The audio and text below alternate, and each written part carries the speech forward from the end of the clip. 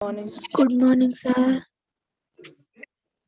Okay, last class we are discussed on isomorphism of a graphs, isn't it? So in this class we studied on a more type of graphs. So graphs ಅಲ್ಲಿ ಬರುವಂತ ಇನ್ನೊಂದಷ್ಟು ಟೈಪ್ಸ್ಗಳ ಬಗ್ಗೆ study ಮಾಡ್ತಾ ಹೋಗೋಣ. ಅವುಗಳನ್ನ already first ಕ್ಲಾಸಲ್ಲಿ ಹಾಗೇನೆ ಹೇಳಿದ್ದೀನಿ. ಸೊ ಇಲ್ಲಿ ಅವನ್ನ ಒಂದು ಸ್ವಲ್ಪ ಡೆಫಿನಿಷನ್ ಯಾವ ರೀತಿ ಬರುತ್ತೆ ಅಂತೇಳಿ ನೋಡ್ತಾ ಹೋಗೋಣ. ದಟ್ ಈಸ್ ಮೊದಲನೇ ಡೆಫಿನಿಷನ್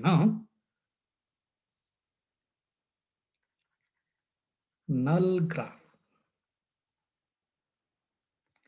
ಸೊ ನಲ್ ಗ್ರಾಫ್ ಅಂದ್ರೆ ಏನು? So A graph in which E of G is equals to empty, then it is null graph. That means ಯಾವ ಗ್ರಾಫ್ ಅಲ್ಲಿ ಏನು ಎಡ್ಜ್ ಇರಲ್ಲ ಆ ಗ್ರಾಫ್ನ ನಾವೇನಂತ ಕರಿತೀವಿ? ನಲ್ ಗ್ರಾಫ್ ಅಂತ ಹೇಳಿ ಕರಿತೀವಿ. Suppose A graph as n vertices in it, then we represent it as a capital N suffix n represents the a null space of n vertices. So ಇಲ್ಲಿ ಕ್ಯಾಪಿಟಲ್ ಎನ್ ಸಫಿಕ್ಸ್ ಎನ್ ಏನ್ represent ಮಾಡುತ್ತೆ ಅಂದ್ರೆ ನಲ್ space having N vertices ನ represent ಮಾಡುತ್ತೆ. For example n5 ತಗೊಂಡೆ ಅಂದ್ರೆ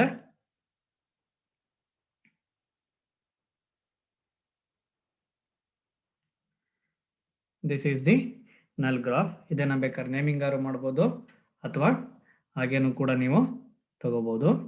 so ಇದರಲ್ಲಿ ನಮಗೆ 5 ವರ್ಟಿಸಿಸ್ ಇರೋದ್ರಿಂದ ದಿಸ್ ಈಸ್ ಎ ನಲ್ ಗ್ರಾಫ್ ಆಫ್ 5 ವರ್ಟಿಸಿಸ್ ಅಂತ ಹೇಳಿ ಕರಿತಾ ಹೋಗ್ತೀವಿ. ಸೊ ಅದೇ ರೀತಿ ಬರೀ 3 ಡಾಟ್ ಇತ್ತು ಅಂದ್ರೆ that is n3.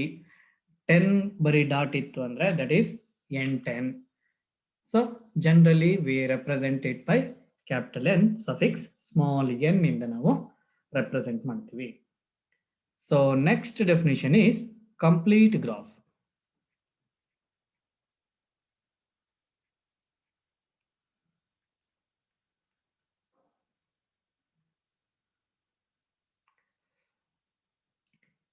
Complete graph is a simple graph. Simple graph ಅಂದ್ರೇನು? ಸಿಂಪಲ್ ಗ್ರಾಫ್ ಅಲ್ಲಿ ಮಲ್ಟಿಪಲ್ ಎಡ್ಜಸ್ ಇರೋಗಿಲ್ಲ, ಜೊತೆಗೆ ಲೂಪ್ ಇರೋ ಹಾಗಿಲ್ಲ. in which each pair of vertices are adjacent is called complete graph.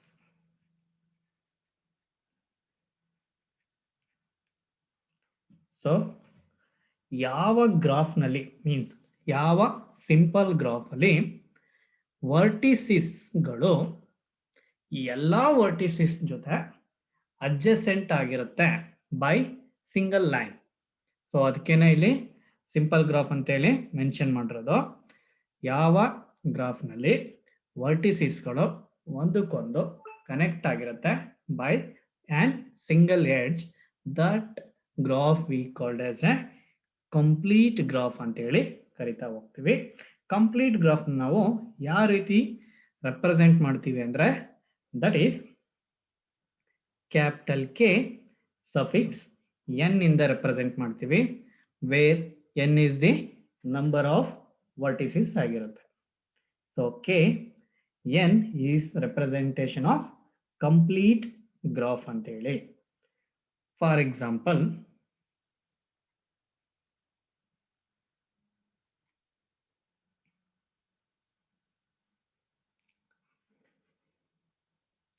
K1 is equals to a single dot.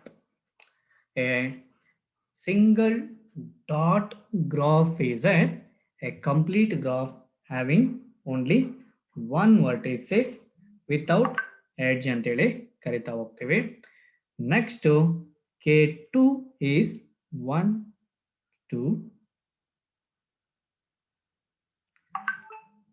K3 is 1 2 3 ಎಲ್ಲ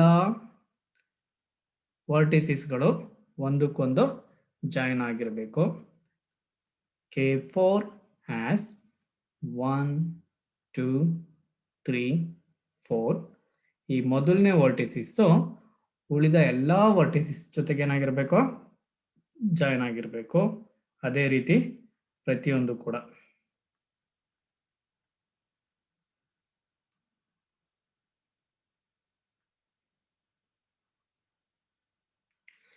So this one is a complete graph of vertices 4. ನಾನಿಲ್ಲಿ darken ಮಾಡಿದ್ದೀನಲ್ಲ, ಅವುಗಳು ಮಾತ್ರನೇ ವರ್ಟಿಸಿಸ್ಗಳು. Next K5 is nothing but, so we need 5 vertices 1 2 3 4 5. ಯಾವ್ದಾದ್ರು ಒಂದು vertices ತಗೊಂಡ್ರು ಕೂಡ ಅದು ಪ್ರತಿಯೊಂದು ಉಳಿದ ವರ್ಟಿಸಿಸ್ ಜೊತೆ ಒಂದೊಂದು ಲೈನಿಂದ ಕನೆಕ್ಟ್ ಆಗಿರಬೇಕು. ಸೊ ಅದನ್ನ ನಾನು ಯಾವ ರೀತಿ ಕನೆಕ್ಟ್ ಮಾಡ್ತೀನಿ ಅಂದ್ರೆ like this.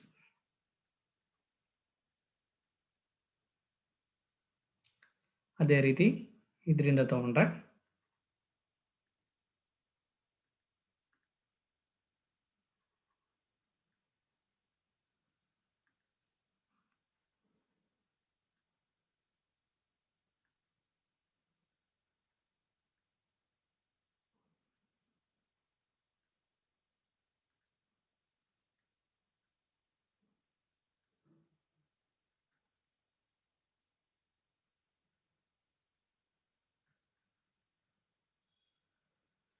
so this is the a complete graph having 5 vertices.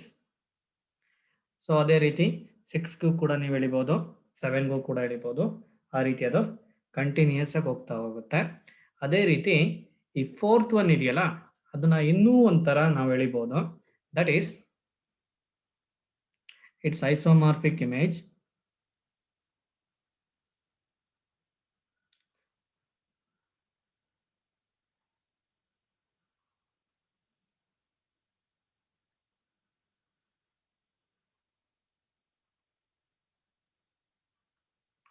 So this is the K4.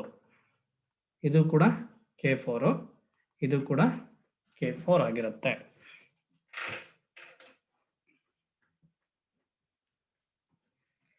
So these we are called as a complete graph. Complete graph ಅಂದರೆ ಈಗ ನಿಮಗೆ ಅರ್ಥ ಆಗಿದೆ ಅನ್ಕೋತೀನಿ. Next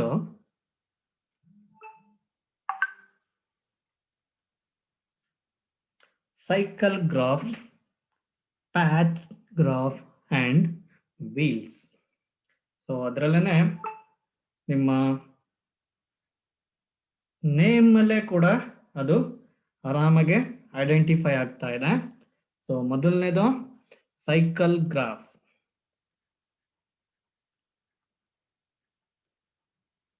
and path graph. Next and wheel graph.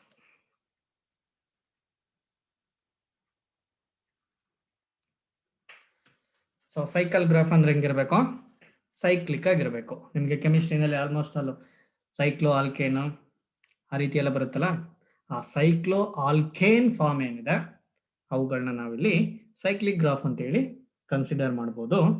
So for example cyclohexane. Cyclohexane ಏನು formula?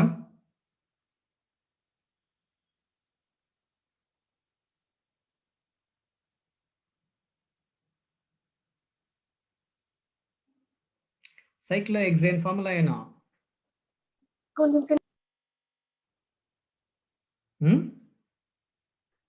C6. C6 H6. H H5.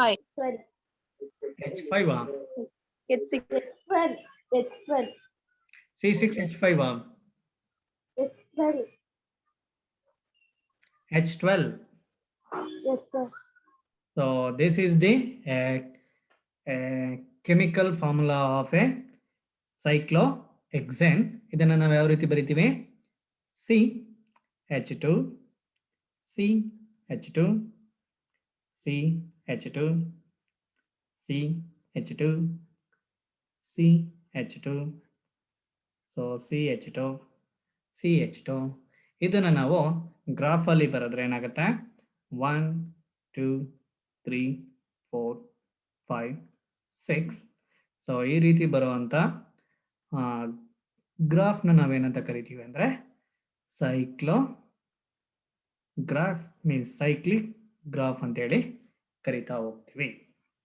So cyclo ಎಕ್ಸೇನ್ಗೆ ನಮಗೆ ಈ ರೀತಿ ಸ್ಟ್ರಕ್ಚರ್ ಬಂತು. ಅದೇ ರೀತಿ ಸೈಕ್ಲೋಪೆಂಟೇನ್ ತಗೊಂಡ್ರೆ, ಸೈಕ್ಲೋಟೆಟ್ರೇನ್ ತಗೊಂಡ್ರೆ, ನೆಕ್ಸ್ಟ್ ಸೈಕ್ಲೋ ಎಪ್ಟೇನ್, ಆ ರೀತಿ ತಗೊಳ್ತಾ ಹೋಯ್ತು ಅಂದ್ರೆ ಎಲ್ಲ ನಮಗೆ ಸೈಕ್ಲಿಕ್ ಗ್ರಾಫ್ಸ್ಗಳು ಬರ್ತಾ ಹೋಗುತ್ತೆ. ಸೊ ಸೈಕ್ಲಿಕ್ ಗ್ರಾಫ್ನ ನಾವು ಯಾವ ರೀತಿ ಡಿಫೈನ್ ಮಾಡ್ತೀವಿ ಅಂದ್ರೆ cyclic graph is a connected graph.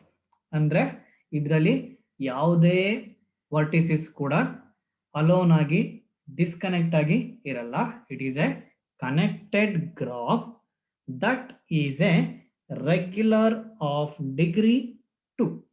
Regular graph ಅಂದ್ರೆ ಏನು ಅಂತೇಳಿ ನೆಕ್ಸ್ಟ್ ಹೇಳ್ತೀನಿ, ಬಟ್ ಈ ಡೆಫಿನೇಷನ್ ಅಲ್ಲಿ ಅದನ್ನು ಬಳಸಿದೀವಿ.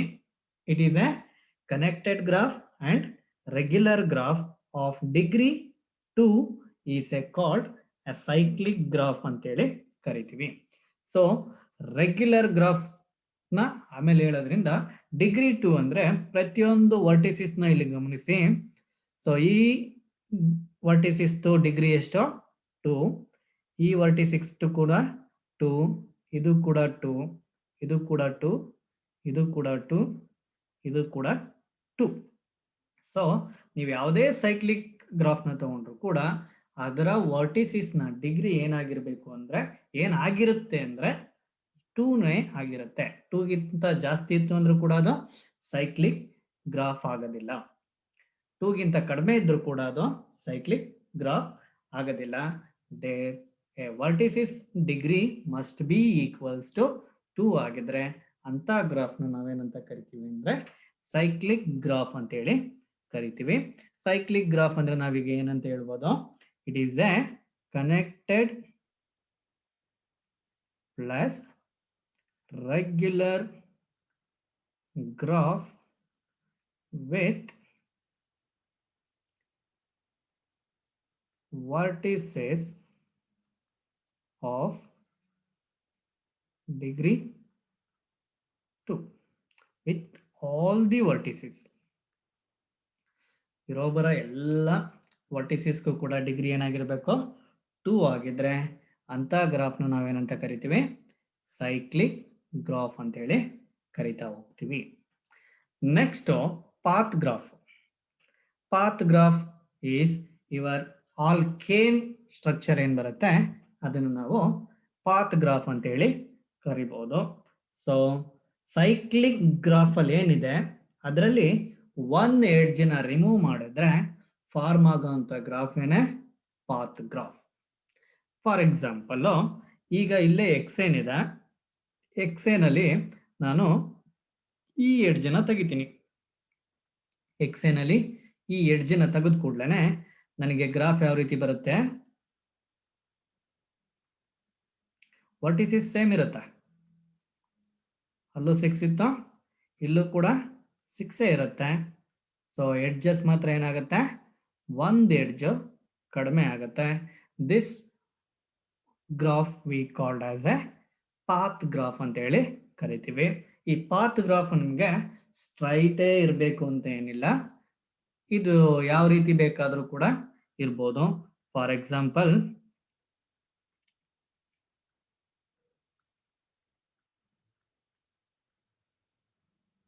ಈ ಗ್ರಾಫ್ನ ನಾನು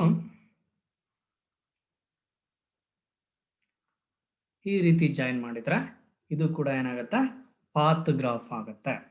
that means it has some way, it has some definite ವೇನ ಇದಕ್ಕೆ ನಾವೇನಂತ ಕರಿತೀವಿ, ಪಾತ್ ಗ್ರಾಫ್ ಅಂತ ಹೇಳಿ ಕರಿತೀವಿ. ಇಲ್ಲಿ ಸೈಕ್ಲಿಕ್ ಗ್ರಾಫ್ನ ನಾವು CN ಅಂತೇಳಿ ಡಿನೋಟ್ ಮಾಡ್ತೀವಿ. ಸೈಕ್ಲಿಕ್ ಗ್ರಾಫ್ನ ನಾವು ಏನಂತ ಡಿನೋಟ್ ಮಾಡ್ತೀವಿ, CN ಅಂತ ಡಿನೋಟ್ ಮಾಡ್ತೀವಿ. ಪಾತ್ ಗ್ರಾಫ್ನ ಕ್ಯಾಪಿಟಲ್ P ಸಫಿಕ್ಸ್ N ಅಂತೇಳಿ ಡಿನೋಟ್ ಮಾಡ್ತೀವಿ. Path graph is obtained from CN-1 by joining the each vertices to new vertices,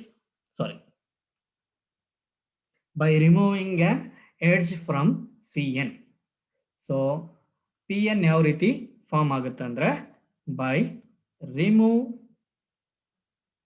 one edge from CN.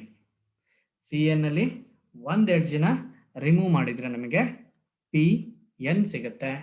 ಅಂತ ಗ್ರಾಫ್ಗಳನ್ನ ನಾವೇನಂತ ಕರಿತೀವಿ ಅಂದ್ರೆ ಪಾತ್ ಗ್ರಾಫ್ ಅಂತ ಹೇಳಿ ಕರಿತಾ ಹೋಗ್ತೀವಿ. Next wheel graph. ಸೊ ಅದ್ರ ವರ್ಡ್ ಅಲ್ಲೇ ಇದೆ, ವೀಲ್ ಶೇಪ್ ಅಲ್ಲಿ ಇರಬೇಕು. ಸೊ ವರ್ಡ್ ಗ್ರಾಫ್ ಅಲ್ಲಿ ಏನಾಗಿರ್ಬೇಕು, ವಿ ಶೇಪ್ ಅಲ್ಲಿ ಇರಬೇಕು. ವೀಲ್ ಶೇಪ್ ಅಂದ್ರೆ ಇಟ್ ಈಸ್ ಆಲ್ಮೋಸ್ಟ್ ಅಲ್ಲಿ cyclic structure outward and we have a center point. So cyclic means it has some circumference with center ಆ ಫಾರ್ಮ್ ಅಲ್ಲೇ ಇರಬೇಕಾಗತ್ತೆ. ಅದರಲ್ಲಿ ನಾವು ಯಾವ ರೀತಿ ಅಂದ್ರೆ,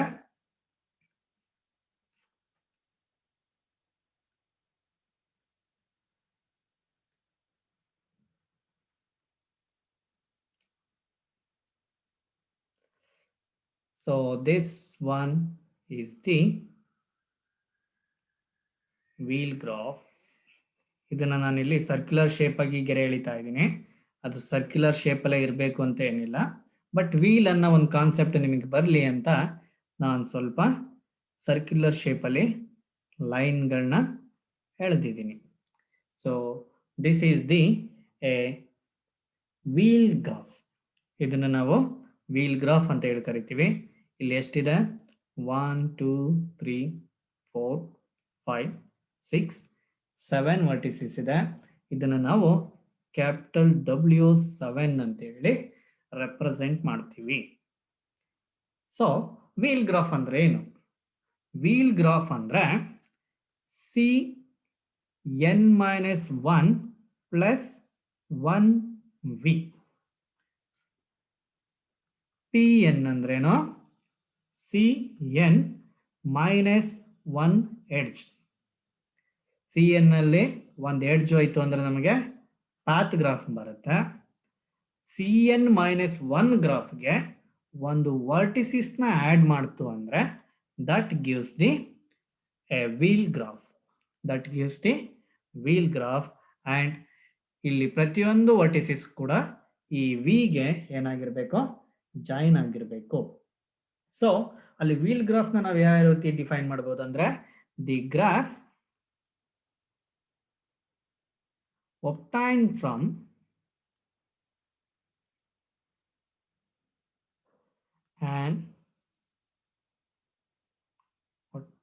from CN-1 by joining each vertex to new vertex, capital V, is the wheel graph.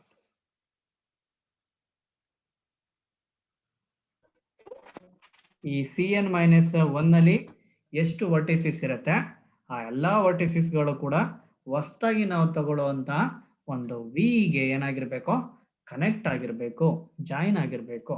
Then that forms the wheel graph ಆಗಿರುತ್ತೆ. ಅದನ್ನ ನಾವು ಯಾವ ರೀತಿ ರೆಪ್ರೆಸೆಂಟ್ ಮಾಡ್ತೀವಿ ಅಂದ್ರೆ WN ಅಂತೇಳಿ ರೆಪ್ರೆಸೆಂಟ್ ಮಾಡ್ತೀವಿ. WN is nothing but CN-1 plus V ಆಗಿರುತ್ತೆ. WN is nothing but CN-1 plus V ಆಗಿರುತ್ತೆ. V is connected to all the vertices of CN-1. ಒಂದು ವರ್ಟಿಕ್ಸ್ V ಉಳಿದಂತ ಎಲ್ಲಾ ವರ್ಟೆಸಿಕ್ಸ್ ಏನಾಗಿರುತ್ತೆ, ಸೈಕ್ಲಿಕ್ ಗ್ರಾಫ್ ನ ಎಲ್ಲಾ ವರ್ಟೆಸಿಕ್ಸ್ ಕೂಡ ಅದೇನಾಗಿರುತ್ತೆ, ಜಾಯಿನ್ ಆಗಿರುತ್ತೆ. ಅಂತ ಗ್ರಾಫ್ ನಾವೇನಂತ ಕರಿತೀವಿ, ವೀಲ್ ಗ್ರಾಫ್ ಅಂತ ಹೇಳಿ ಕರಿತಾ ಹೋಗ್ತೀವಿ. ಸೊ ಈ 3 ಡೆಫಿನಿಷನ್ಸ್ ನಿಮಗೆ ಗೊತ್ತಾಯ್ತಾ?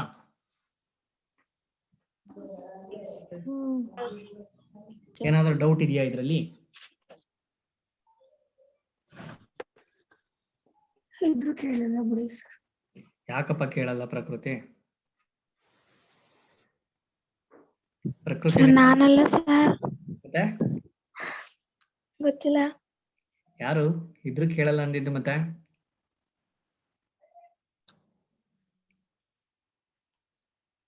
Okay, regular graph.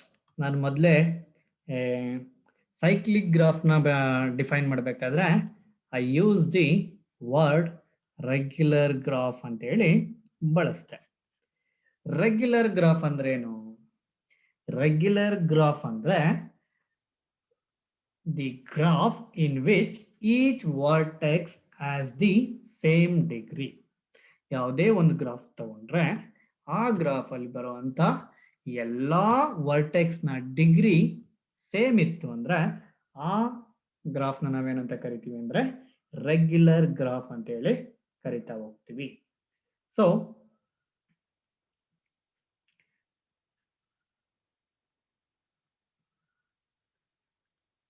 a graph in which each vertex has same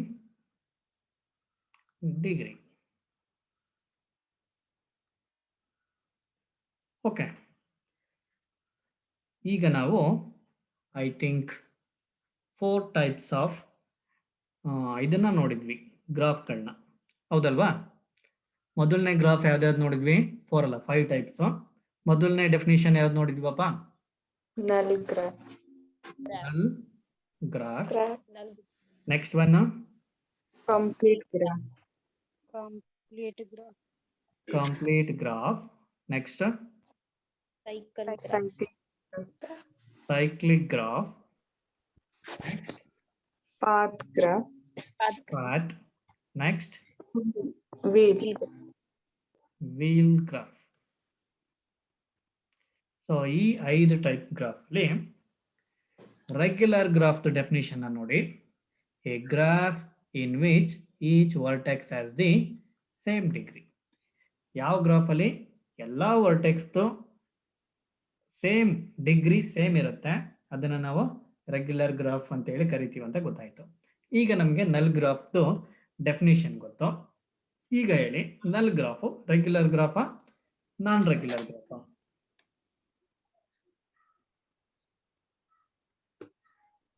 regular graph.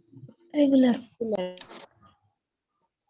So null graph is a regular graph, that is zero regular graph. Zero regular graph is nothing but ಅಲ್ಲಿ ಬರೋ ಅಂತ ಎಲ್ಲಾ ವರ್ಟಿಕ್ಸ್ ಗಳದ್ದು degree ಏನಾಗಿರುತ್ತೆ? 0 ಆಗಿರುತ್ತೆ ಅಂತ ಅದ್ರ meaning.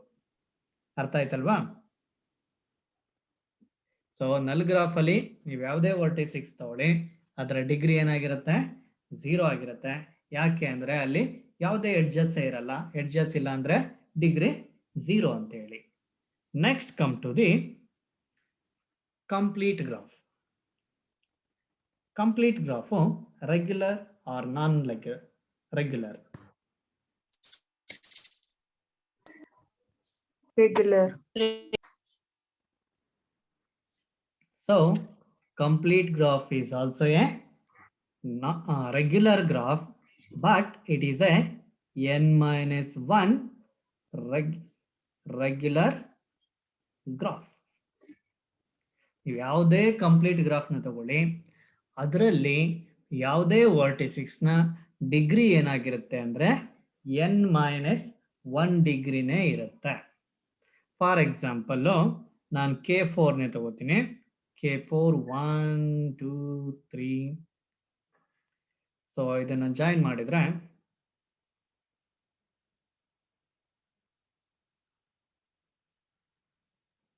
So this is a complete graph having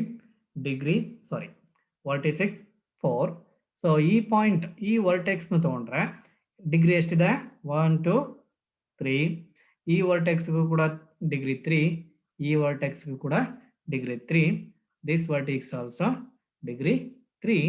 So if we consider any complete graph of Kn is always a n minus 1 regular graph ಆಗಿರುತ್ತೆ. Next come to the cyclic graph. Cyclic graph ಏನು? Regular. Irregular. ನಿಸರ್ಗ. Regular, sir. ನಿಸರ್ಗ ಏನೋ irregular ಅಂತ ಹೇಳಿದ್ರ? ಅದರ definition ಅಲ್ಲೇನೆ ಬಳಸಿದ್ದೀನಿ ನಾನು. It is A regular graph because ನೀವು ಯಾವುದೇ ವರ್ಟಿಸಿಸ್ ತಗೊಳ್ಳಿ ಡಿಗ್ರಿ ಏನಾಗಿರುತ್ತೆ 2 ಇರುತ್ತೆ. ಹೌದಲ್ವಾ?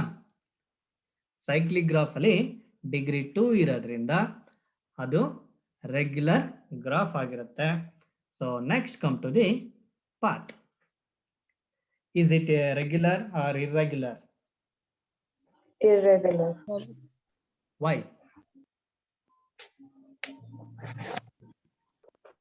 Degree similar. ಡಿಗ್ರಿ ಸೇಮ್ ಬರಲ್ಲ. ಯಾವುದಕ್ಕೆ ಡಿಗ್ರಿ ಸೇಮ್ ಬರಲ್ಲ?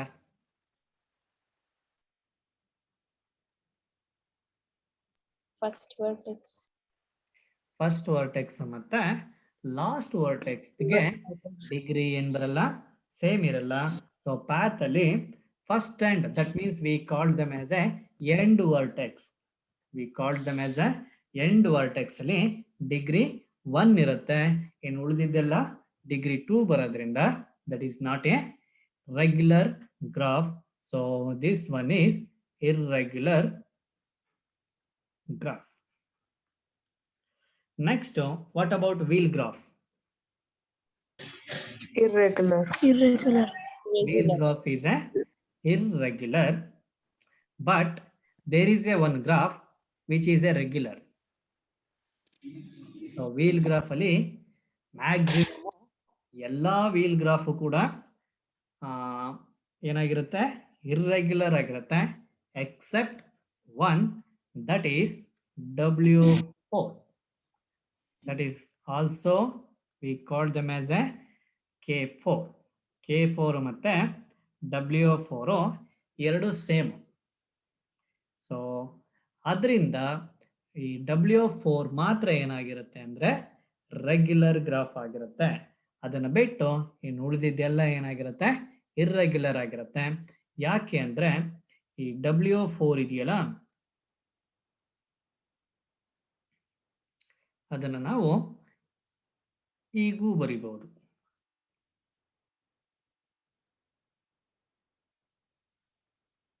ಹೌದಲ್ವಾ? Yes, sir. ಸೊ ಇದೊಂದನ್ನ ಬಿಟ್ಟು ಇನ್ನು ಉಳಿದೆಲ್ಲ ವೀಲ್ ಗ್ರಾಫ್ ಏನಾಗಿರುತ್ತೆ, ಇರ್ರೆಗ್ಯುಲರ್ ಗ್ರಾಫ್ ಆಗಿರುತ್ತೆ.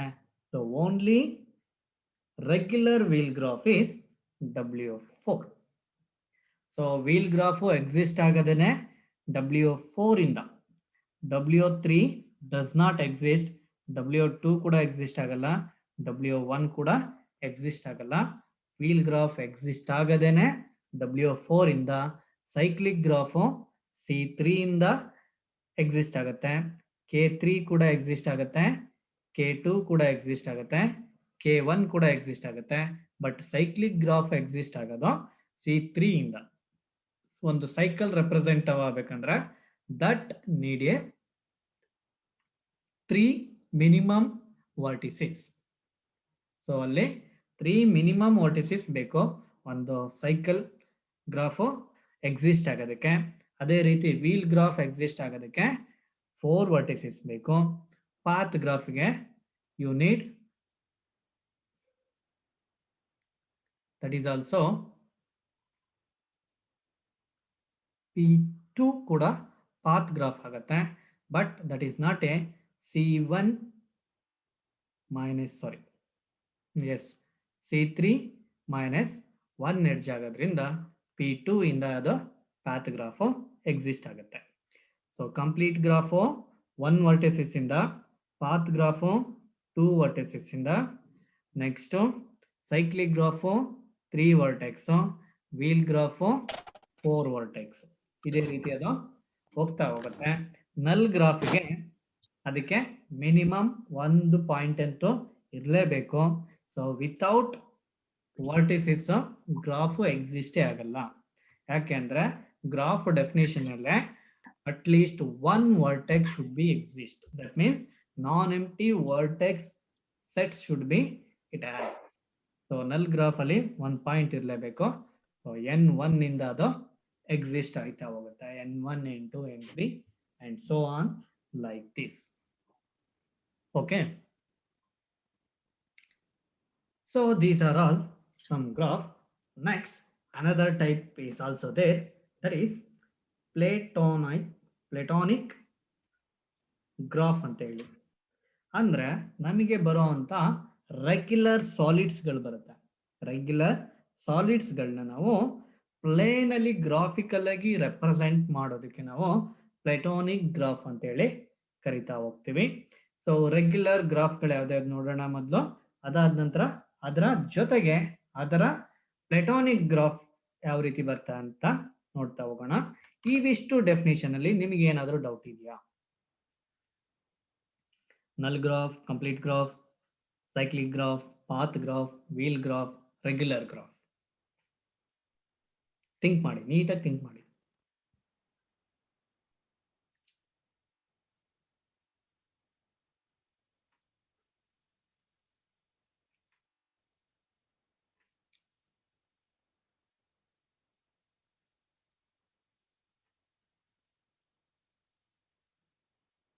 ಏನೇ ಡೌಟ್ ಇತ್ತು ಅಂದ್ರೂ ಕೇಳಿ.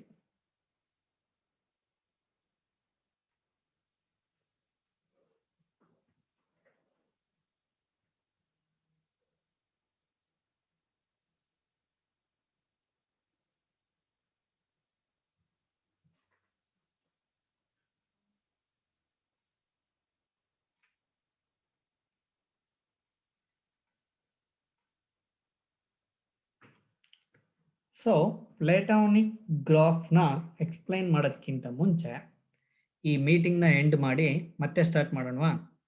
40 ನಿಮಿಷಕ್ಕೆ ಕರೆಕ್ಟಾಗಿ ಎಂಡ್ ಆಗುತ್ತೆ. ಈಗ 39 ಮಿನಿಟ್ಸ್ ಆಗಿದೆ. ಇನ್ 1 ಮಿನಿಟ್ಸಲ್ಲಿ ಒಂದು ಎಕ್ಸಾಂಪಲ್ ಕೂಡ ಹೇಳೋಕ್ಕಾಗಲ್ಲ. ಎಂಡ್ ಮಾಡಿ ಮತ್ತೆ ಲಾಗಿನ್ ಆಗೋಣವಾ? ಏನು doubt? Okay, sir. Yes, sir.